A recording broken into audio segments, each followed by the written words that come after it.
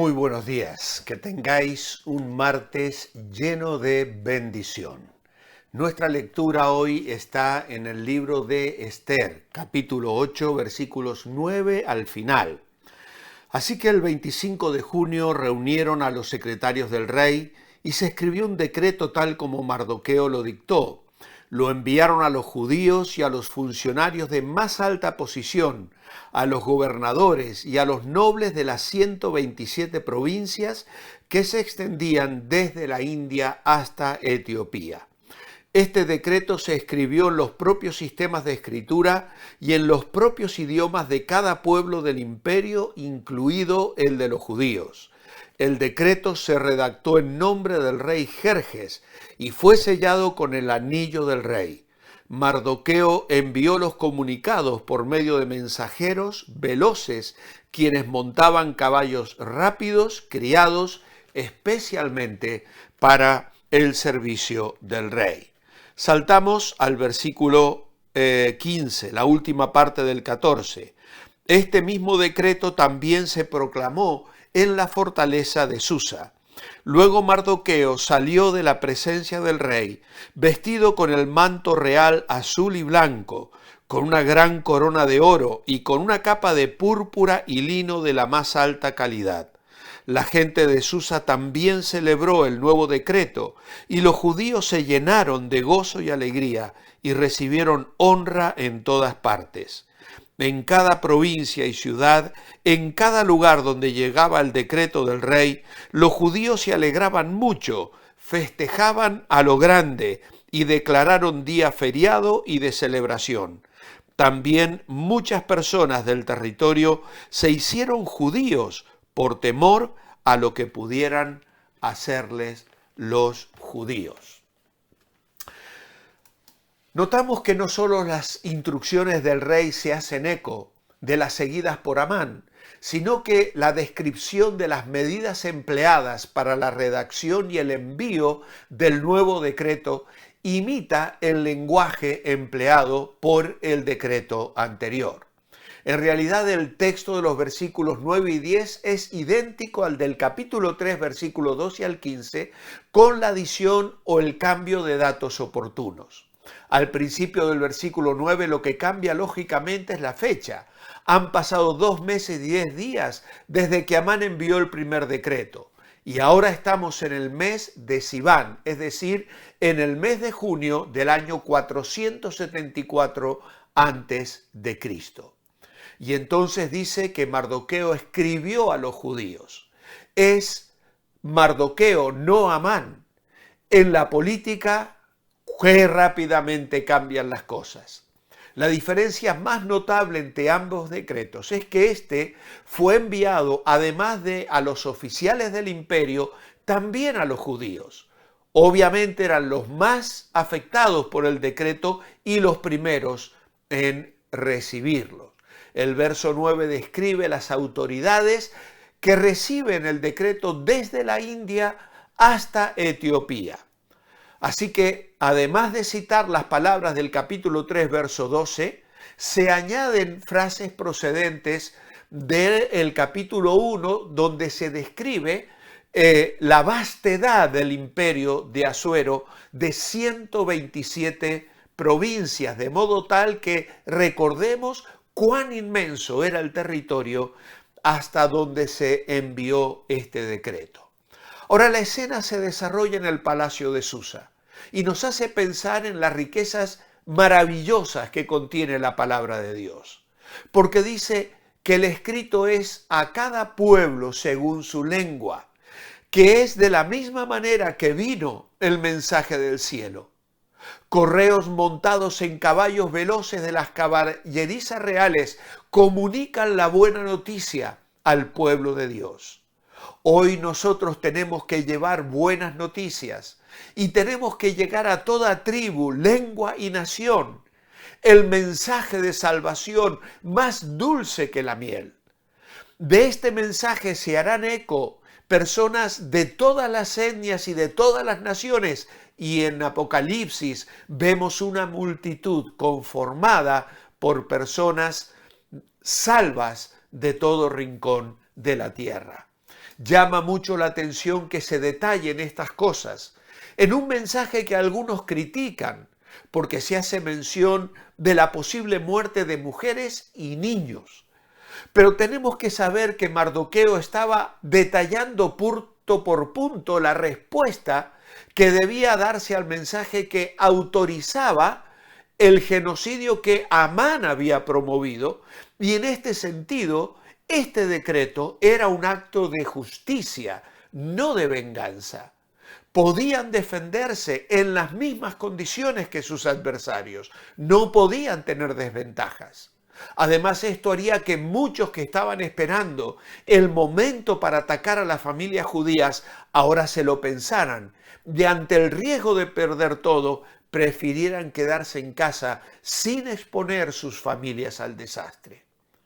Así que ahora el rey, además, dice el versículo 11, daba una concesión extra, y es que en cada ciudad los judíos tenían el derecho de reunirse como en una asamblea y defender su vida. Las cartas con el texto del decreto otorgaban a los judíos el derecho de esa congregación, de esa asamblea, para organizarse y defenderse. Y esto significaría que en cada ciudad se reunirían para evaluar los planes de los enemigos, o como mínimo para sopesar las probabilidades de ataque que existían y el poderío militar que tenían los adversarios. Entonces planearían cómo contrarrestar aquellas fuerzas y cómo defender mejor sus hogares, sus mujeres, sus hijos. Ellos tenían que defenderse en todo pueblo o provincia donde se les atacara. Así que el decreto les autorizaba para contestar y frenar los efectos terribles que podía tener el decreto maléfico de el enemigo ya muerto. El imperio persa se componía de un mosaico de pueblos, muchos de los cuales tenían sus propios reyesuelos, que rendían homenaje a Asuero, pero tenían sus propios ejércitos. Evidentemente los ejércitos imperiales bajo las órdenes directas de Asuero no participarían en la matanza de los judíos. Pero algunos de los numerosos ejércitos nacionales o provinciales podían hacer planes para participar. Así que aquellos correos paganos anunciaban la necesidad de prepararse para el día malo. Ahora, ¿tenemos el mismo celo cuando anunciamos que viene un día malo, un día de castigo? El Evangelio es buenas noticias. Pablo dirá que olor de Cristo a los que se salvan, pero olor de muerte a los que se pierden. Hay un aspecto del Evangelio que señala la realidad de la condenación y el castigo del pecado. Y debemos preguntarnos, ¿lo estamos anunciando?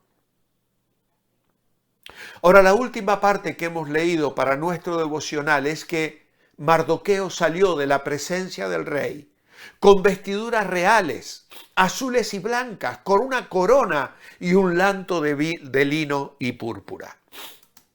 En los versículos 9 a 14, el autor se ha adelantado en la narración de la historia contándonos cómo Mardoqueo puso por obra las instrucciones de Asuero para un segundo decreto. Pero después de ese paréntesis, vuelve a la escena inicial. Es decir, lo que había en el versículo 1 al 8, para describir cómo salió del palacio el nuevo primer ministro y cómo fue recibido por los judíos y por los gentiles, que celebraron el ascenso y el nuevo decreto. En un espacio de 24 horas el odiado Amán ha caído y en su lugar ahora aparece Mardoqueo. El judío no solo ocupa la posición de Amán, sino que ha recibido todos sus bienes. Y como indica el versículo, goza de todos los adornos de la gloria social de su nueva posición. Ya no está vestido de saco y ceniza, ya no está en duelo ni en lágrimas. Por eso hemos titulado el mensaje del domingo pasado, de lágrimas a sonrisas, haciendo una ironía con la famosa película Sonrisas y Lágrimas. Ahora, las lágrimas del comienzo del libro de Esther se han transformado en sonrisas. Ahora hay colores de realeza, hay vestiduras reales, hay un manto de lino fino y púrpura, símbolo de distinción, y una gran corona que indica la autoridad y dignidad en un imperio en la que Mardoqueo ocupa el segundo lugar. Y cerramos nuestra lectura con la celebración de la ciudad de Susa.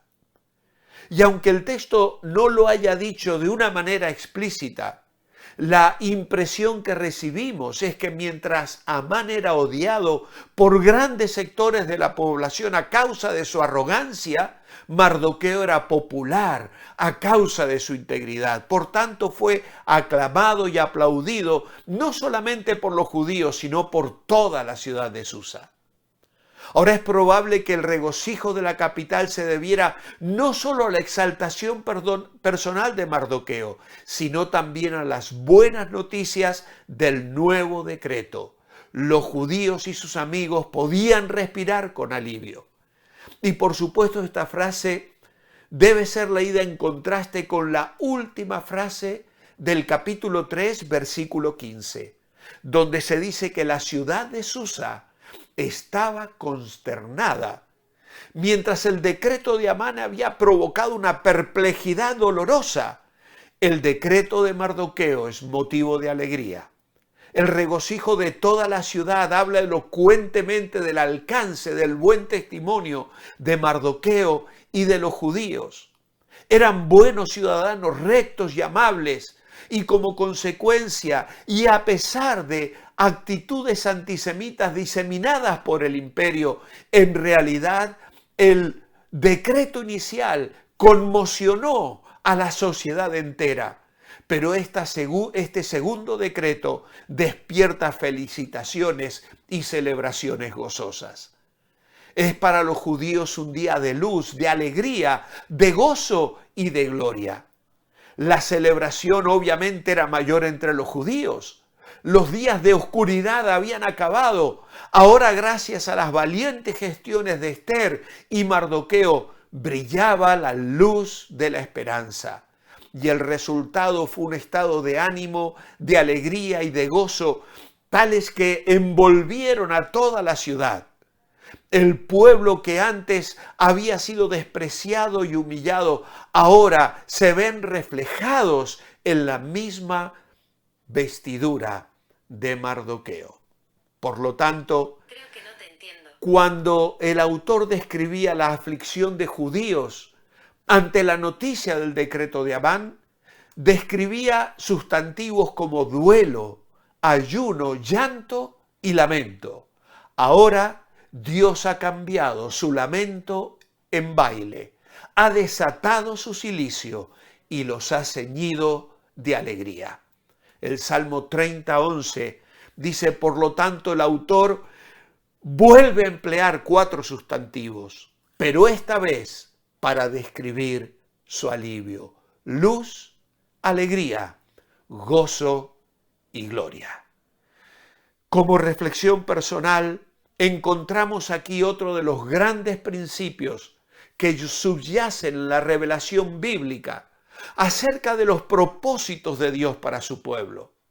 Principio que alcanzará su máxima expresión en el día de Jesucristo. Podremos atravesar momentos de oscuridad, pero a la larga siempre llegará el momento de vindicación y salvación. El llanto puede durar toda la noche, pero a la mañana vendrá la alegría. Pablo diría, los sufrimientos del tiempo presente no son comparables con la gloria venidera que nos ha de ser manifestada.